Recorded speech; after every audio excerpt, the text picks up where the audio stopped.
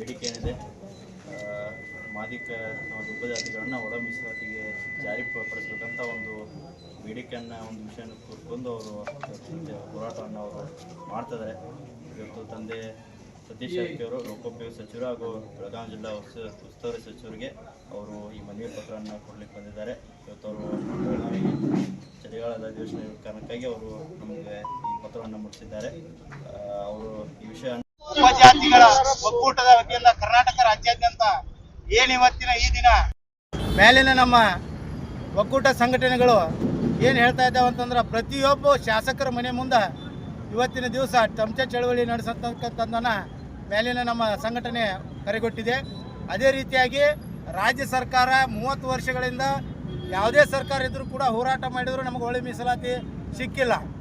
ಅತಿ ಸಮಾಜಗಳಲ್ಲಿ ಅತಿ ಹಿಂದುಳಿದ ಸಮಾಜ ನಮ್ಮ ದಲಿತ ಸಮಾಜ, ಮಾದಿಗ ಸಮಾಜ ಆಗಿದ್ದು, ಈಗ ಸುಪ್ರೀಂ ಕೋರ್ಟ್ ಆಗಸ್ಟ್ 1ರಂದು ಆದೇಶ ಕೊಟ್ಟರೂ ಕೂಡ ರಾಜ್ಯ ಸರ್ಕಾರ ಒಳ ಮೀಸಲಾತಿ ನೀಡಲು ಮೀನಾಮೇಷ ಎಣಿಸ್ತಾ ಇದೆ.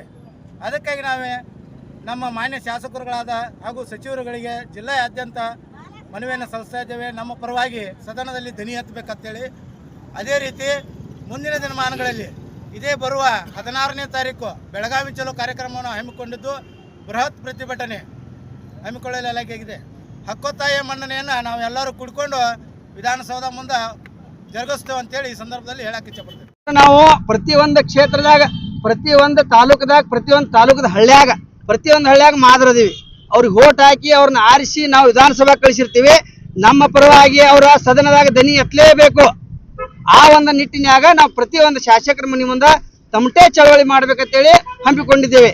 ತಪ್ಪು ಸಂದೇಶ ದಯಮಾಡಿ ನಮ್ಮಿಂದ ಅವ್ರಿಗೆ ಏನೂ ತೊಂದರೆ ಆಗ್ತಿಲ್ಲ. ಕೊರಮ, ಕೊಂಚ, ಬೋವಿ ಒಡ್ರ ಯಾರೇ ಇರಲಿ, ನಮ್ಮಿಂದ ಮಾದಿಗ ಮೀಸಲಾತಿಯಿಂದ ಯಾವುದೇ ತೊಂದರೆ ಆಗತ್ತಿಲ್ಲ. ಯಾಕಂದ್ರೆ ನ್ಯಾಯಮೂರ್ತಿ ಆದಂಥವ್ರು ಎ ಜೆ ಸದಾಶಿವ ಸಾಹೇಬರು 1980ರಾಗ ಅಲ್ಲಿ ಅವ್ರು ಸರಿಯಾಗಿ 6 ವರ್ಷ ಸರ್ವೆ ಮಾಡಿದ್ದಾರೆ. ಕರ್ನಾಟಕ ರಾಜ್ಯಾದ್ಯಂತ ಪ್ರತಿಯೊಂದು ಹಳ್ಳಿಗೆ ಅಡ್ಡಾಡಿ ಎಲ್ಲಾ ಜನಸಂಖ್ಯೆ ಅನುಗುಣವಾಗಿ ಪ್ರತಿಯೊಂದು ಜಿಲ್ಲಾ, ಪ್ರತಿಯೊಂದು ತಾಲೂಕು ಅಡ್ಡಾಡಿದ್ದಾರೆ ಸರ್. ಅವ್ರು ಅಡ್ಡಾಡಿ ಅದನ್ನ ಅವ್ರು ಸರ್ವೆ ಮಾಡಿ ಇವ್ರು ಅನ್ಯಾಯಕ್ಕೆ ಒಳಗಾಗಿದ್ದಾರು. ಮಾದ್ರಪ್ಪ ನಿಜವಾಗ್ಲೂ ಇವ್ರೊಂದು ಅನ್ಯಾಯಕ್ಕೆ ಒಳಗಾಗಿದ್ದಾರು. ಇವ್ರಿಗೆ ಇದನ್ನ ಕೊಡ್ಲೇಬೇಕು. ಇವ್ರು ಎಲ್ಲಾ ರಂಗದಾಗೂ, ಶೈಕ್ಷಣಿಕ ರಂಗವಾಗಿ ಆಗಿರ್ಬೇಕು, ಆರ್ಥಿಕ ಆಗಿರ್ಬೇಕು, ಎಲ್ಲಾ ರಂಗದಾಗ, ರಾಜಕೀಯ ರಂಗದಾಗ ಹಿಡ್ಕೊಂಡು ಎಲ್ಲಾ ರಂಗದಾಗ ಈ ಮಾದಿಗ ಸಮುದಾಯ ಹಿಂದೈತೇಳಿ ಅವ್ರು ಒಳ್ಳೆ ವರದಿಯನ್ನ ಸರ್ಕಾರಕ್ಕೆ ಒಪ್ಪಿಸಿದಾರು. ಸರ್ಕಾರದವರ ಇದನ್ನ ಬೇಜವಾಬ್ದಾರಿ ವರ್ತನೆ ಮಾಡ್ತಾರೆ. ಸರಿಯಾದ ಎಲ್ಲಾ ರಾಜ್ಯಗಳು ಮಾನ್ಯತೆ ಕೊಟ್ಟರು ಕೂಡ ನಮ್ಮದೇ ಆದ ಕರ್ನಾಟಕ ರಾಜ್ಯದವರು ನಮಗೆ ಭಾಳ ಅನ್ಯಾಯ ಮಾಡ್ತಾ ಇದ್ದಾರೆ. ದಯವಿಟ್ಟು ಆ ಒಳ ಮೀಸಲಾತಿಯನ್ನು ಕೂಡಲೇ ಜಾರಿ ತಂದು ನಮಗೆ ನ್ಯಾಯ ಕೊಡಿಸ್ಬೇಕಂತ ಅವರಲ್ಲಿ ಮನವಿ ಮಾಡ್ತಾರೆ. ಸರ್, 30 ವರ್ಷದಿಂದ ಹೋರಾಟ ಮಾಡ್ತಾ ಇದ್ದೀರಿ. ಅವಾಗ ನಿಮಗೇನೋ ಒಳಮೀಸಲಾತಿ ಸಿಕ್ಕಿಲ್ಲ. ಏನಾದ್ರು ಸಿಗ್ತೈತೆ ಅಂತ ನಿಮಗೇನೋ ಭರವಸೆ ಇದೆಯಾ? ಈಗಾಗಲೇ ಸಿಕ್ಕಿದೆ, ಆದರೆ ಈ ರಾಜ್ಯದಲ್ಲಿ ಸಿಗ್ತಾ ಇಲ್ಲ. ಎಲ್ಲ ರಾಜ್ಯದವರು ನಮಗೆ ಒಳ ಮೀಸಲಾತಿಗೆ ಎಲ್ಲರೂ ನಮ್ಮ ಸದಾಶಿವಕ್ಕೆ ಎಲ್ಲರೂ ಬೆಂಬಲ ನೀಡಿದ್ದಾರೆ. ಆದರೂ ಕೂಡ ಇವರು ಗೋಕಾಕದಿಂದ ನಾವು ಪ್ರಥಮದಲ್ಲಿ ರಕ್ತದಲ್ಲಿ ಪತ್ರ ಬರೆದು ಕೊಟ್ಟಿರ್ತೇವೆ. ಆದರೂ ಕೂಡ ನಮ್ಮ ಕರ್ನಾಟಕ ರಾಜ್ಯದ ಮುಖ್ಯಮಂತ್ರಿ ನಮ್ಮನ್ನು ಯಾಕೋ ಭಾಳ ಹೀನಾಯವಾಗಿ ಕಾಣ್ತಾ ಇದ್ದಾರೆ. ದಯವಿಟ್ಟು ಅವ್ರು ಎಚ್ಚೆತ್ತುಕೊಳ್ಬೇಕು. ಬೇಗನೆ ಈ ಸದನದಲ್ಲಿ ತಾವು ಜಾರಿ ಮಾಡ್ಬೇಕಂತ ಅವರಲ್ಲಿ ಮನವಿ ಮಾಡ್ಕೊಳ್ತಾರೆ. ಒಂದು ವೇಳೆ ನಾವು ತಮ್ಮ ಮೀಸಲಾತಿ ಜಾರಿ ಮಾಡಿದ್ರೆ ತಮ್ಮ ಹೋರಾಟ ಯಾವ ರೀತಿ? ನಾವು ಉಗ್ರವಾದ ಹೋರಾಟ ಮಾಡಿ ಸಿದ್ದರಾಮಯ್ಯ ಸರ್ಕಾರವನ್ನು ಕೆಡಿವಿ ಮತ್ತು ಅವ್ರನ್ನ ಇನ್ನೊಮ್ಮೆ ಈ ಸರ್ಕಾರ ರಚನೆ ಮಾಡಕ್ಕೆ ನಾವು ಯಾವತ್ತೂ ಅವಕಾಶ ಮಾಡಿಕೊಡೋದಿಲ್ಲ ಅಂತೇಳಿ ವಿಠಲ್ ಯಮನಪ್ಪ ಸನ್ನಕ್ಕಿ, ಗೋಕಾಕ್. ರಾಜ್ಯದಲ್ಲಿ ಮಾದಿಗರ್ ಅಂತಕ್ಕಂಥ ನಾವೊಂದು ದಲಿತ ಪರ ಒಕ್ಕೂಟ ಸಂಘಟನೆಯನ್ನ ಮಾಡಿದ್ದೇವೆ.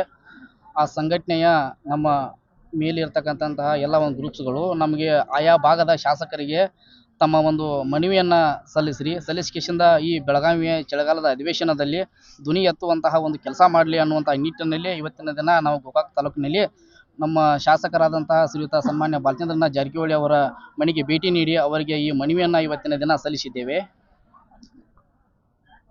ಯಾಕಪ್ಪ ಅಂದ್ರೆ ಹೈಕೋರ್ಟಿನ 7ನೇ ನ್ಯಾಯಾಧೀಶರಾದಂತಹ ಅವರು ಈ ಒಳ ಮೀಸಲಾತಿಯನ್ನು ಜಾರಿ ಮಾಡಬೇಕಂತೇಳಿ ಆದೇಶವನ್ನು ಹೊರಡಿಸಿದ್ದಾರೆ. ಈಗಾಗಲೇ ಕೂಡ ಎಲ್ಲ ರಾಜ್ಯಗಳಲ್ಲಿ ಕೂಡ ಈ ಹೋರಾಟ ನಡೀತಿದೆ. ನಮ್ಮ ಕರ್ನಾಟಕ ರಾಜ್ಯದಲ್ಲಿ ಕೂಡ ಈ ಒಂದು ಒಳ ಮೀಸಲಾತಿಯನ್ನು ಜಾರಿ ಮಾಡಬೇಕು. ಯಾಕಂದರೆ ಹೋದ ಬಸವರಾಜ ಬೊಮ್ಮಾಯಿ ಸರ್ಕಾರದಲ್ಲಿ ಈ ಒಳ ಮೀಸಲಾತಿಯ ಬಗ್ಗೆ ಅಲ್ಲಿಯೂ ಕೂಡ ಹೋರಾಟವನ್ನು ನಡೆಸಿದ್ದೇವೆ. ಈಗ ನಾವೇನು ಮಾಡಿದಪ್ಪ ಅಂದ್ರೆ ಕಾಂಗ್ರೆಸ್ ಸರ್ಕಾರಕ್ಕೆ ಒಂದು ಅವಕಾಶವನ್ನು ಕೊಟ್ಟಿದ್ದೇವೆ.